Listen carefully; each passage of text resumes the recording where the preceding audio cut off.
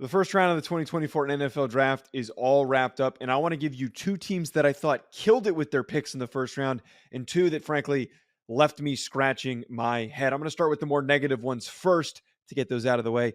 The obvious one, and the one that I think that everybody is really criticizing, is the decision by the Atlanta Falcons at 8th overall to take Michael Penix Jr. out of Washington, the quarterback that was a Heisman finalist, that was in the national championship game. Now, I really like Michael Penix Jr. as a player. I think he was fantastic and very entertaining to watch. I think he battled through a lot of adversity throughout the season. And I was rooting for Washington. If anyone who has seen any of my other content, I was picking them to win the national championship. And I was so disappointed that they played the way that they did. But when we talk about him as a draft prospect, this is a significant reach and also a situation that does not make any sense.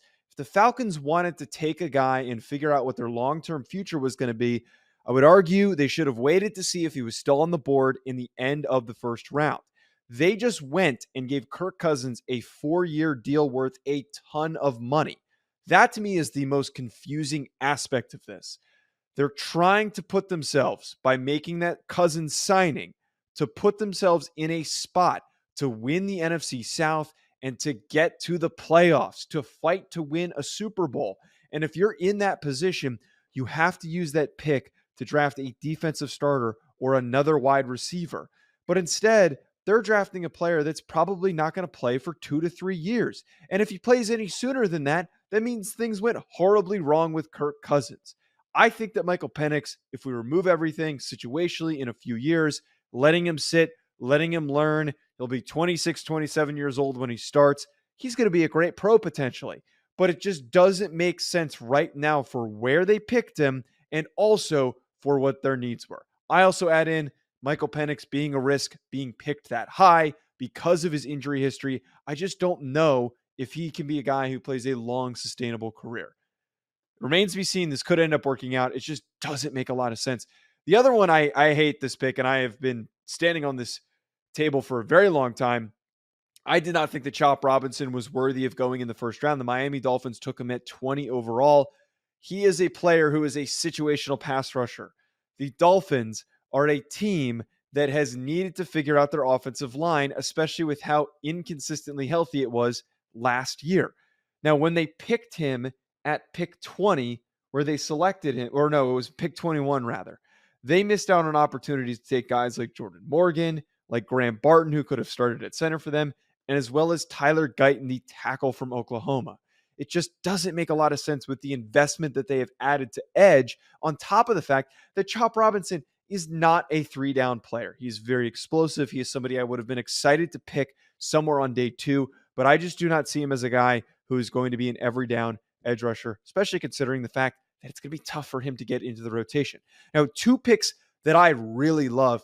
I'm obsessed with the fact that the Baltimore Ravens ended up with another guy that we're sitting here saying to ourselves, how the hell did they end up with another elite prospect that lands in a great situation? I'm talking about Nate Wiggins. He was my number one corner in this class. I'm not yelling about this because he was my number one corner.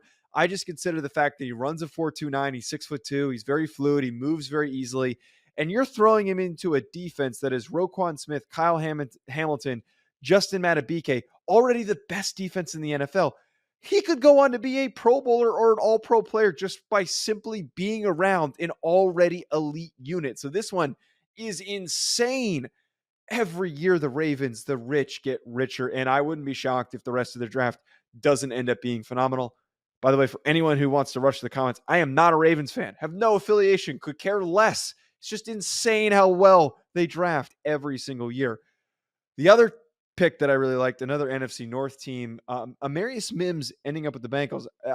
Excuse me, with the Bengals. I've seen a lot of people, because my clip share of Amarius Mims' little highlight reel that I had on Twitter, a lot of comments, people criticizing this. I think Nick Saban also criticized it as well because he didn't play a ton. He was banged up a little bit.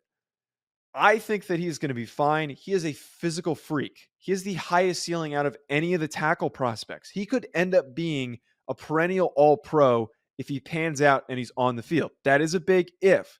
But the reason why I really like the pick is that he can plug in potentially at right tackle they could figure out how everybody's going to fit into this group. Maybe he bumps inside to guard in the meantime, as Orlando Brown, and they just went and got Trent Brown as well during this offseason. He could bump into guard while he figures things out and he develops physically and he gets ready to become the pro that he could be.